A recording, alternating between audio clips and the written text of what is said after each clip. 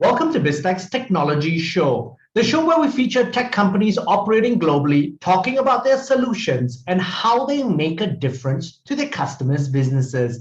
Now, today we speak to Debasish Mukherjee. He's the Vice President, Regional Sales, APAC at SonicWall. Now, Debasish, welcome to the show. Thank you so much for inviting me. I think it's my pleasure that I'm talking to all of your audience. Thank you. So Debasish, let's start by you giving us an overview of SonicWall, the company, and its history. Absolutely. I think this is an interesting topic. So I think SonicWall is one of the organizations who is in this industry from last 31 years. So we have celebrating, last year we have celebrated our 30 years. This year is 31 years. Started by two gentlemen, Shrikant Ravi and Sudhakar Ravi in 1991. So it's a long journey. After that, after many years, this organization acquired by Dell, and then in 2016 we become independent, and then actually we have started coming back heavily. We have invested so much in R&D because we all understand that to be in this industry we need to innovate, and we have done a lot of innovation in last 4 or 5 years, and that's why probably SonicWall is surviving in this cutthroat competition against cyber criminals from last 31 years. I think this is an exciting journey. And as we were saying before this interview, the bad guys are not going to go away, and so they keep you guys busy. Absolutely. And in fact, the bad guys are becoming more and more prevalent. Absolutely. So this is like a cat and mouse fight, right? We are developing our technology, they are developing their technology. It's always who wins. Sometimes they are winning, sometimes we are winning. But as an industry, overall, I think we have matured enough. It is not only the fight between SonicWall or cyber criminals. It is a cyber security companies versus cyber criminals, right? So we are all fighting together. So that's what I'm talking about, cyber security industry. So of course, everyone has their own strength. So we have invented some technology, then our competitions are also inventing. So right, 200 plus vendors are there in this industry. Everyone is inventing something or other. And we are, as a community, it is our responsibility to protect the entire community, all our customers. That's actually the purpose. Now, SonicWall recently released the 2022 Cyber Threat Report. Now, yes, you've done this a number of times. Tell us about this report, what it covers, and how it compares to the previous year. Absolutely. So this is interesting things. I think a lot of things I can talk about the Cyber Threat Report. This is not only a report, just and I think I need to touch upon here why we are also publishing this report. There's a multiple aspects of that. First is whatever we observe throughout the year, because we have a very interesting thing, which is no one in this industry is having. Because of our 31 years of legacy, we have more than 1 million plus sensors across more than 200 plus countries. So you can imagine we are almost present everywhere, every corner of the earth. So what is happening is these sensors are actually capturing all the activities happening in this world. And these activities are coming to our threat lab, which is globally present. We are analyzing those data, and then we are creating signatures to protect all our customers. So that is the way we are working, right? So what is happening is, so entire year, whatever we are capturing or all these sensors are capturing, that is getting recorded, and we publish a correlation data that, okay, what's going on? It's from our side or our perspective, what we have seen in last 1 year. So that is basically the report what we publish every year. So okay, the main purpose is to give you the perspective what's going on, right? And so that all our CIOs, CXOs can understand that, okay, what is the observation from SonicWall perspective? Okay. Every cybersecurity vendor publishes this, but it's like how much we are capturing. If I can give you an analogy, for example, how you measure the rain, right? So okay, how much is rain is actually precipitation is happening in one particular area. So what we are doing is we are measuring the entire world. So I can give you the result, which is more accurate than if anyone who's having only the sensor only in 1 city or 5 cities, right? So Debasish, what you are saying is your sample size in terms of not only numbers, but also geographical reach is wider than other reports. Bang on. Correct. That's what we are trying. So it is more relevant data, and this based on this data, any decision maker, right, can take their decision that, okay, where exactly the things are going on. And then based on that, what are the corrective action we should take, right? So that is, so to answer your question, I think, this is definitely an interesting thing. All our customers wait for this data. Annually, we publish this data, and then every 6 months we update, because these are things that keeps on changing. So we keep updating that, okay, what are is there any major changes or major shift we are noticing that what's going on. So that is the way. So there is primarily 2 times we publish. One is a major release annually, and the half yearly is an update. That is the way we do that. Excellent. Now tell us about, let's drill down into the report itself specifically. Yeah. What are the top Apec insights that are contained in the report? Yeah, so these are all interesting things, because there is no such thing that, okay, you will see that, okay, last year probably some of the areas the attacks were high, this year it is low. So it is, I think we need to, if you see only the data, that may not have sense, but then if you correlate the data with the local market and the psychology, the buying pattern, then you will get that actual result. For example, I can give you a couple of things, like what we have seen is the malware jump. So globally, we have seen malware is going down. In Asia, malware is going up. And specifically, a couple of countries, for example, Vietnam, Sri Lanka, they have a substantial jump, which is 41% jump.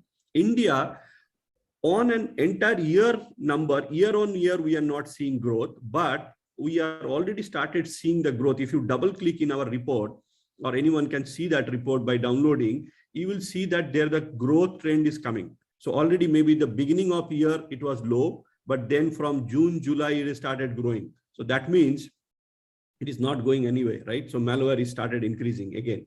Then we have seen the ransomware attack. We have seen the increase in ransomware attack. So again, if you see the, in specific countries, probably in the Singapore, I would like, because you are based out of Singapore, so I would like to touch upon Singapore. Singapore, we have seen the decline in ransomware attack, but whereas in other countries, we have seen that it's increasing. So lot of things, it's a mix and match. So what cyber criminals are doing, they just check. So we are under constant, observation of those guys. So they try to see that, okay, what's going on where?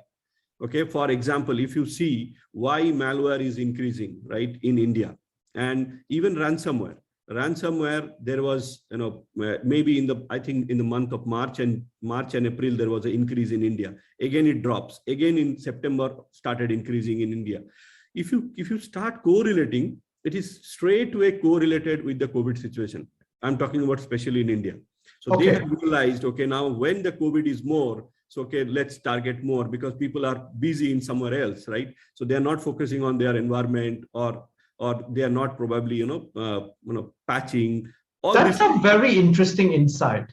Correct. Another topic, if you see the IoT attacks, right? IoT attacks, we are seeing there is a slight decrease in other countries, whereas in Asia, it is increasing.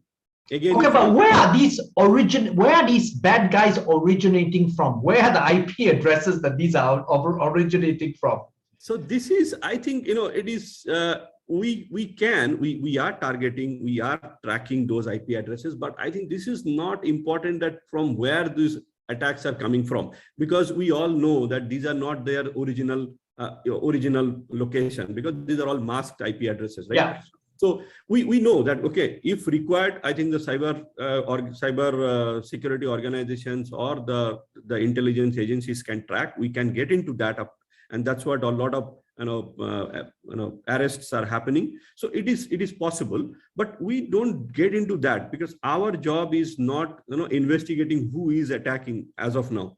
My perspective is what is happening and how I can protect my customer, right? Correct. As a cyber security organization. So we don't pay much attention that, who is doing what.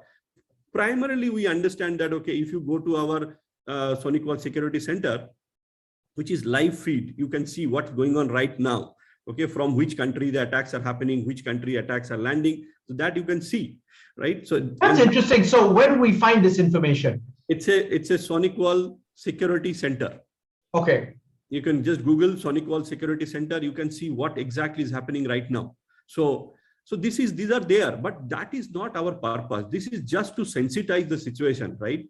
Because maybe I'm diverting the topic. I will park that discussion. I will come back to you. Let me address this IoT piece first. Sure. So what is happening is, what we have seen is IoT malware. Asia has increased 92%.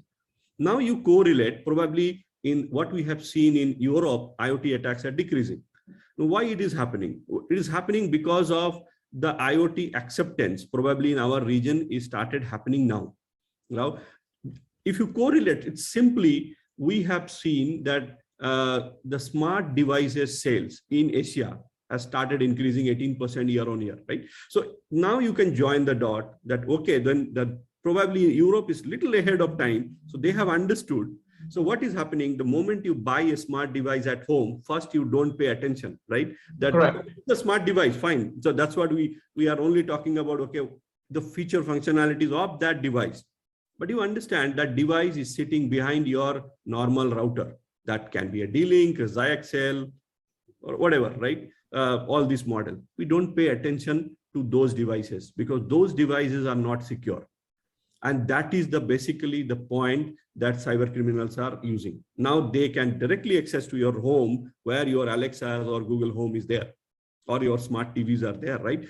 So that is now probably our guys or our consumers will understand that it is not only buying the smart devices, we need to also protect smart devices. You will see next year it will decline. Okay, so let me ask you this then. As an individual, as a company, as a large organization, and obviously it's different ways to do it, how do we ensure that we are equipped to handle cyber attacks and we protect ourselves? I think this is multiple way, right? First you need to understand your cyber security posture. Where exactly is your environment, right? Whether your data is in-house, your data is in cloud, where exactly is your data? How this data movement is happening? And based on that, you need to decide with your cybersecurity professionals within your organization, or maybe we can also help that, what is the flow of data, and then we can protect, because there is no single, cookie cutter rules that, okay, ABC, that's it. There is no such standard rule, right?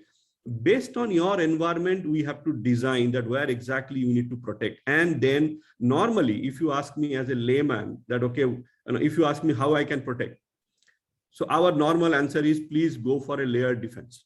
What is layered defense? We don't say that, okay, I know by now all our customer, there are a lot of awareness we have created from the industry. So all our CXOs has understood that only firewall is not a solution. So we need to protect our perimeter. We need to protect our email security. We need to protect our wireless environment. We need to protect our endpoint, and then the visibility, right? So that all these attacks, the vectors from wherever it is coming, we need to see that what's going on. And now the challenge is even more. The challenge is now we are almost 70–80% of our all employees are remote, and that is across, right? And I think this will be the new norm. And we are seeing from last 2 years, and that is the reason, a lot of attacks are happening. Specifically, that if you see, for example, the intrusion is primarily happening, although globally what we have seen is it's a declining, but intrusion is primarily happening on remote file access. You can correlate straightway. Those guys are constantly watching us, that what's going on, where exactly it's going on, which country is doing what, right? And based on that, they are trying and trying to intrude or trying to capture. So same thing related to even malware, right? So the countries, like for example, I have just said that the malware is increasing in Asia. That means it is a clear indication that Asian countries or Asian customer need to be aware. So that means our cyber hygiene is not correct. Malware is nothing, right? Malware is basically to get the data, and then they will attack the ransomware attack. So weaponization of attack will happen next. So we are waiting for a big disaster if we don't protect all our environment. Now, Debasish, because in the last 2 years, because of the pandemic, as you said, essentially people have all gone remote, working remote. Have you seen a significant increase in the awareness of CIOs and CTOs in terms of investing in cybersecurity? Yeah, so I think answer is yes, answer is no. It depends on the region, right? So what we have seen, the developed countries, for example, and I'm very honest, and maybe some people may not like my statement, but that's the fact, because we have seen from global perspective. See, the Asians, we all, even including me, right? We are always reactive, and that's not bad. We wanted to see that what our big brothers are doing, and then we follow, which is good because it's a proven method. By that time, they have already tried, tested whether, right, we can, because we are price sensitive region. So we do not want to throw our money, which is absolutely correct. What we have seen is the moment pandemic started hitting, the countries like Europe and Americas, or even specific to some of our region, for example, Australia, Japan, they immediately started spending money because they have understood that we need to protect our environment. A classic example, Japan. This is in my region, so I understand, I know that what's going on. The moment the lockdown announced, the Japanese started investing firewall at their home. So the firewall sales in Japan increased almost 200+% in 1 quarter. So what is amazing and I just want to interrupt you this because this is fascinating. At an individual level, they realized they had the awareness to do that. That's quite amazing. Correct. So that's why it is more of that's what I'm saying. It is a decision making, sometime based on country, sometime based on the consumer behavior. And then we have seen in Asia, it was a slightly slow movement because I knew that we are observing. And when I'm talking to many CXOs, CIOs, they were trying to see that, okay, see, we have never anticipated that this will happen. This is not planned. So probably we have to find out the other ways and means to manage the situation. And now when things are, from last 6 months, we have started seeing that ACI started picking up. A lot of investment is happening here in our region, because now we have realized what exactly we need to do, or our CXOs have realized that we need to invest. There is no option, right? So we have to invest in remote mobility, remote security, and all those started happening. Now, Debasish, this has been a fascinating conversation, and I really did learn a lot. But before we leave, any final thoughts you would like to share with us that perhaps are advice for companies or individuals before we end this conversation? Yeah, so I think a couple of things. So what we are doing, I think all our viewers should know that, as in the beginning of the discussion, I said that each and every cybersecurity companies are doing something good, right?